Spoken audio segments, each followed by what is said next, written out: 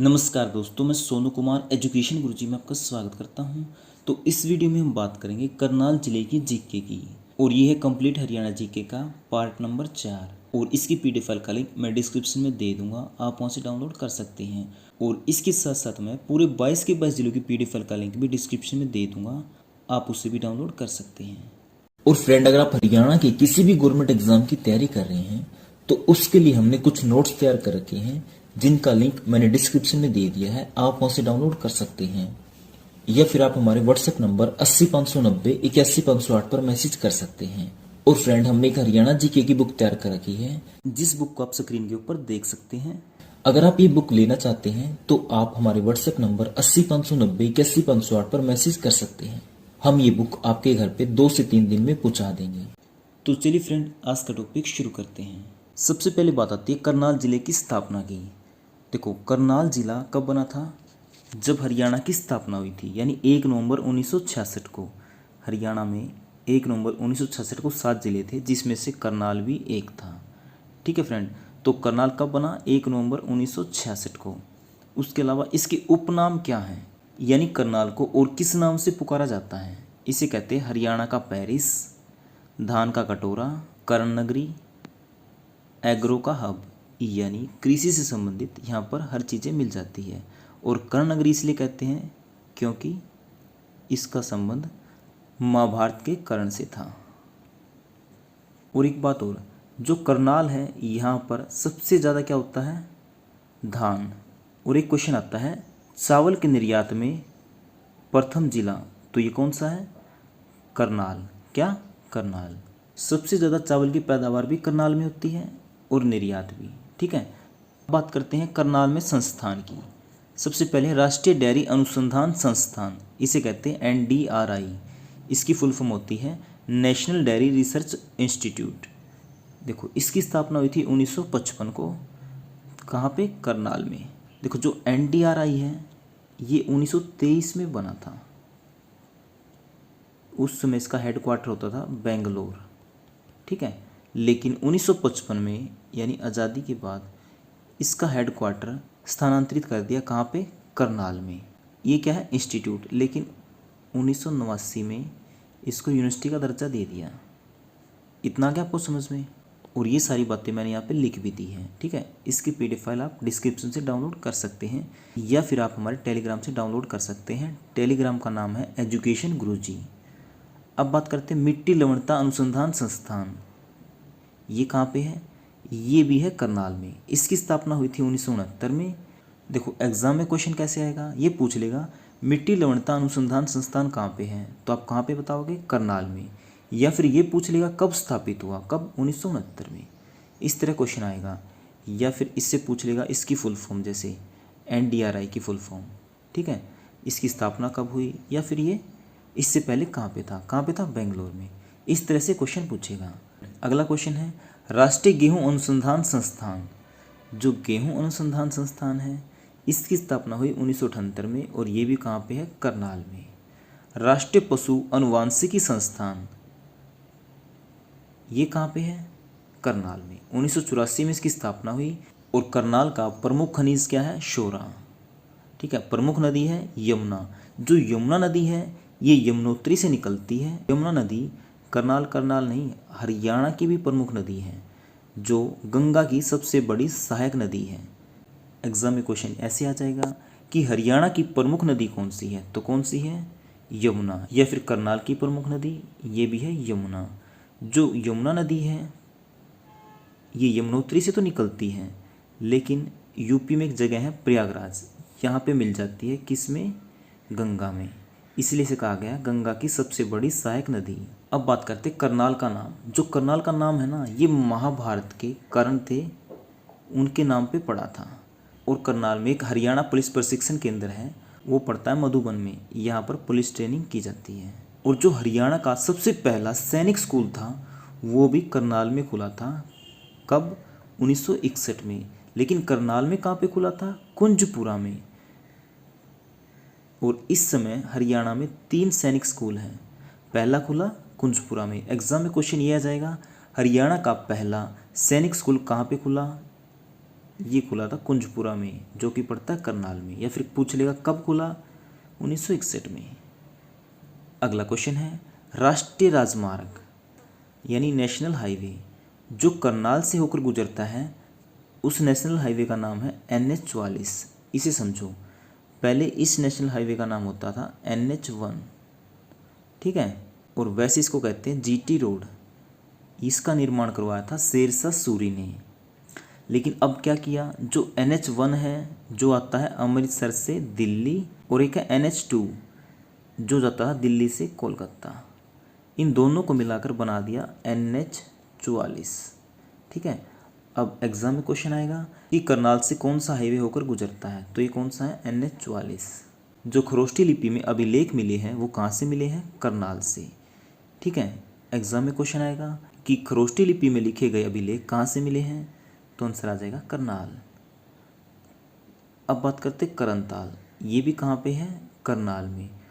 जो करनताल है ना, यहाँ पे करण क्या करते थे, सोना दान किया करते थे। क्या, सोना दान। अब बात करते हैं प्रमुख स्थल व मेलों की। जो सबसे पहले है लिबर्टी जूते। जो लिबर्टी जूतों की फैक्ट्री है वो कहाँ पे है, करनाल में, और इसकी स्थापना हुई थी 1954 में। Church tower, Victoria memorial hall, Gajpat Singh का किला, ये सभी कहाँ पे हैं, करनाल में। उसके बाद है किशोरी महल स्मारक। देखो, किशोरी महल स्मारक तो है करनाल में, लेकिन किशोरी महल ये कहाँ पे है, होडल में, और होडल पड़ता है पलवल में। उसके बाद है 5 पीरों की मज़ार, ये है करनाल के मधुबन में, और इसी को पक्का पुल भी कहा जाता है। उसके अलावा मीरा साहिब का मकबरा, कलंदर शाह गुंबद, गौतम ऋषि मंदिर, ये सभी हैं करनाल में। वेद व्यास का तपोस्थली या वनस्थली, ये भी कहाँ पे है, करनाल में। और जो वेद व्यास हैं इन्होंने किसकी रचना की थी, महाभारत की। करण झील, करण पार्क, ये सभी कहाँ पे है, करनाल में। जो अदिति मंदिर है ये कहाँ पे है, ये कुरुक्षेत्र में फ्रेंड, करनाल में नहीं है। कहाँ पे, कुरुक्षेत्र में। और कुरुक्षेत्र में भी कहाँ पे, अमीरपुर गांव में। और ये किस लिए प्रसिद्ध है, यहाँ पर जो अर्जुन के पुत्र थे अभिमन्यु, उनकी मृत्यु हुई थी। सीता माई का मंदिर ये कहाँ पे है, करनाल के नीलो खेड़ी में। कहाँ पे, नीलो खेड़ी में। ऐसा माना जाता है जो सीता माता हैं ये इस स्थान पर पृथ्वी में समा गई थी जब वो अपनी पवित्रता को साबित कर रही थी, ठीक है फ्रेंड। अब बात करते हैं छड़ियों का मेला। जो छड़ियों का मेला है ये लगता है करनाल में। कब लगता है, गुगा नौमी पर, या हम इसे कह सकते हैं भादो माह की नौमी पर, ठीक है। और इस मेले को गोगा पीर का मेला भी कहा जाता है। पांडु का मेला ये लगता है पपहाना में, जो कि पड़ता है असंध में, और असंध कहाँ पे है, करनाल में। देखो, पांडु का मेला लगता है पपहाना में, लेकिन पांडु पिंडारा का मेला लगता है जींद में। बाबा सिमरन दास का मेला ये लगता है करनाल के इंद्री में। और गोगा पीर का मेला अभी बताया था मैंने, कहाँ पे, करनाल में। करनाल में कहाँ पे, अमूपुर गांव में। पराशर का मेला तरावड़ी में लगता है, ठीक है। तरावड़ी को पहले क्या कहते थे, तराइन। कलंदर शाह गुंबद ये भी कहाँ पे है, करनाल में। लेकिन कलंदर शाह का मकबरा कहाँ पे है, पानीपत में। देखो, कलंदर शाह का गुंबद करनाल में है, लेकिन मकबरा है पानीपत में। नवीनतम पद्धति पर बसाया गया हरियाणा का पहला जिला, ये भी कौन सा है, करनाल। उसके बाद है तैमूर का आक्रमण। जो तैमूर है इसने 1398 में करनाल पे आक्रमण किया था। और बात करें अंग्रेज़ों के अधिकार की, अंग्रेज़ों ने 1805 में करनाल पर अपना अधिकार कर लिया था। उसके बाद है नादिर शाह का आक्रमण। जो नादिर शाह था इसने 1739 में करनाल पर आक्रमण किया था। और जो 1739 में युद्ध हुआ था ये किसके बीच हुआ था, ये हुआ था नादिर शाह और मुग़ल बादशाह मोहम्मद शाह के बीच। इसमें क्या हुआ था, नादिर शाह की विजय हो गई थी। नादिर शाह भारत से क्या ले गया था, मयूर सिंहासन और कोहिनूर का हीरा, ठीक है, वो यहाँ से ले गया था। और हाँ, जो नादिर शाह है इसको ना ईरान का नेपोलियन कहा जाता था। देखो, ईरान का नेपोलियन कहा जाता था नादिर शाह को, लेकिन भारत का नेपोलियन किसे कहा जाता है, समुद्रगुप्त को। बात तरावड़ी की आई है तो इसको भी समझ लो। तरावड़ी को पहले कहा जाता था तराइन, ठीक है। तराइन के युद्ध हुए हैं 2 प्रमुख। एक हुआ था 1191 में, किसके बीच, पृथ्वीराज चौहान और मोहम्मद गौरी के बीच, जिसमें कौन जीता, पृथ्वीराज चौहान।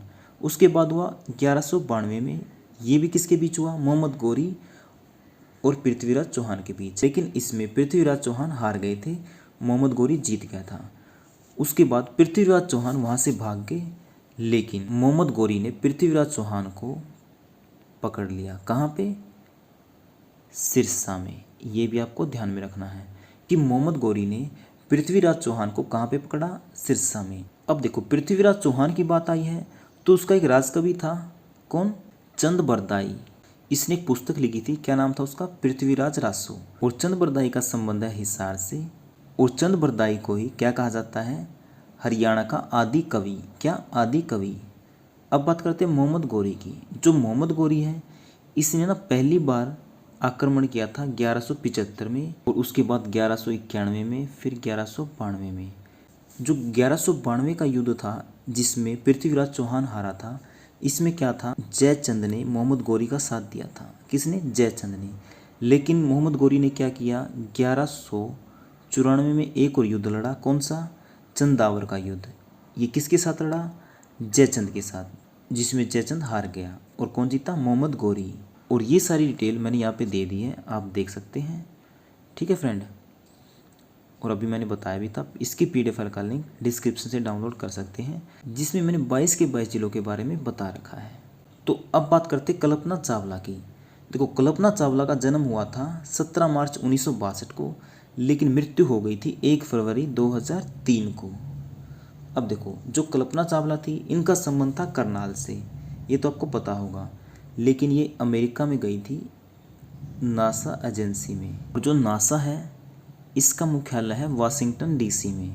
जब कल्पना चावला अंतरिक्ष में गई थी तो ये 7 व्यक्ति गए थे, और अंतरिक्ष यान का नाम था कोलंबिया। और जब ये पृथ्वी पर आ रहे थे, पृथ्वी पे आने से 16 मिनट पहले इनके अंतरिक्ष यान का विस्फोट हो गया था, जिसके कारण इनकी मृत्यु हो गई थी। जो 7 के 7 अंतरिक्ष यात्री थे सभी के सभी मारे गए थे। तो फ्रेंड यहाँ तक आ गया आपको समझ में। अब देखते हैं अगला पॉइंट। जो करनाल में एक हलका है नीलोखेड़ी, ये ना अनुसूचित जाति के उम्मीदवारों के लिए आरक्षित कर दिया गया है। देखो हरियाणा में कुल विधानसभा की सीटें हैं 90, जिसमें से 17 सीटें अनुसूचित जातियों के लिए आरक्षित कर दी हैं, जिसमें से नीलोखेड़ी भी एक है। देखो जो विधानसभा है इसमें तो 17 सीटें आरक्षित हैं अनुसूचित जातियों के लिए। जो लोकसभा है इसमें है 2 सीटें, अम्बाला और सिरसा। देखो 10 सीटें हैं हरियाणा में कुल लोकसभा की, जिसमें से 2 हैं आरक्षित। कौन सी, सिरसा और अम्बाला। जो 26 जनवरी 2020 को गणतंत्र दिवस मनाया गया था करनाल में, उसमें तिरंगे झंडे को फहराया था दुष्यंत चौटाला ने। ये थी करनाल की बात। अगर बात करें हरियाणा में राज्य स्तर पर गणतंत्र दिवस कहाँ मनाया गया, तो ये मनाया गया अम्बाला में। और राष्ट्रीय ध्वज तिरंगा किसने फहराया, हमारे राज्यपाल सत्यदेव नारायण ने। आगे आपको समझ में, यानी राज्य स्तर पर बनाया गया अम्बाला में। लेकिन ये करनाल वाला इम्पोर्टेंट क्यों है, क्योंकि हम करनाल के बारे में बात कर रहे हैं। तो करनाल में तिरंगा फहराया था दुष्यंत चौटाला ने, जो कि है उप मुख्यमंत्री। अब बात करते हैं अगले क्वेश्चन की। जो हरियाणा में लाल डोरा मुक्त पहला गांव है उसका नाम है सिरसी गांव, ये भी पड़ता है करनाल में। जो हरियाणा सरकार ने अटल किसान मजदूर कैंटीन की शुरुआत की थी वो कहाँ से की थी, करनाल मंडी से। कहाँ से, करनाल से। इसमें आपको 10 रुपये में एक थाली खाने की मिलेगी। ठीक है, ये किसके लिए, किसानों के लिए। अगला पॉइंट है छठा वार्षिक सब्जी एक्सपो या प्रदर्शनी मेला। ये कहाँ पे आयोजित किया गया, करनाल के घरौंडा में। जो मनोहर लाल खट्टर हैं इनका विधानसभा क्षेत्र भी कौन सा है, करनाल। ठीक है, जो मनोहर लाल खट्टर हैं ये इस समय हरियाणा के मुख्यमंत्री हैं और वित्त मंत्री यानी फाइनेंस मिनिस्टर हैं। और बात करें लोकसभा सीट की, जो करनाल की लोकसभा सीट है यहाँ से सांसद हैं संजय भाटिया, जो कि हैं बीजेपी पार्टी के। और जो हरियाणा वन विभाग के अध्यक्ष हैं ये हैं धर्मवीर गोदन। ये इम्पोर्टेंट क्यों हैं, क्योंकि ये करनाल के नीलोखेड़ी से निर्दलीय विधायक हैं। कहाँ से, नीलोखेड़ी से। उसके बाद है मनीषा गौड़। जो मनीषा गौड़ है इन्होंने फिलीपींस में आयोजित अंतर्राष्ट्रीय प्रतियोगिता में मिसेज वर्ल्ड टूरिज्म 2019 का खिताब जीता था। भारत में भी 2019 का मिसेज इंडिया टूरिज्म का खिताब किसने जीता, मनीषा गौड़ ने ही। अब आती है शीतल चौधरी। जो शीतल चौधरी है ये कहाँ से, करनाल के बस्तली नामक गांव से। और इन्होंने अभी अभी नासा में शुरू होने वाली यूनाइटेड स्पेस स्कूल में हिस्सा लिया है। और ये कौन से स्कूल से हैं? करनाल में टैगोर बाल निकेतन सीनियर सेकेंडरी स्कूल, और यहीं से कल्पना चावला ने भी पढ़ाई की थी। और ये कौन सी कक्षा की छात्रा हैं? 11वीं कक्षा की। उसके बाद है झिमरी गांव। जो झिमरी गांव है इसका नया नाम हो गया है खेड़ा जोली। क्या? खेड़ा जोली, जो कि पड़ता है करनाल में। तो फ्रेंड, उम्मीद करता हूँ आपको वीडियो पसंद आया होगा। अगर वीडियो पसंद आया तो प्लीज़ वीडियो को लाइक शेयर जरूर करें। और फ्रेंड, इसकी PDF फाइल का लिंक मैंने डिस्क्रिप्शन में दे दिया है, आप वहाँ से डाउनलोड कर सकते हैं। और फ्रेंड, अगर आप हरियाणा के किसी भी गवर्नमेंट एग्जाम की तैयारी कर रहे हैं तो उसके लिए हमने कुछ नोट्स तैयार कर रखे हैं, जिनका लिंक मैंने डिस्क्रिप्शन में दे दिया है, आप वहाँ से डाउनलोड कर सकते हैं। या फिर आप हमारे व्हाट्सएप नंबर 80 590 81 508 पर मैसेज कर सकते हैं। और फ्रेंड, हमने एक हरियाणा जीके की बुक तैयार कर रखी है, जिस बुक को आप स्क्रीन के ऊपर देख सकते हैं। अगर आप ये बुक लेना चाहते हैं तो आप हमारे व्हाट्सएप नंबर 80 590 81 508 पर मैसेज कर सकते हैं। हम ये बुक आपके घर पे 2 से 3 दिन में पहुंचा देंगे।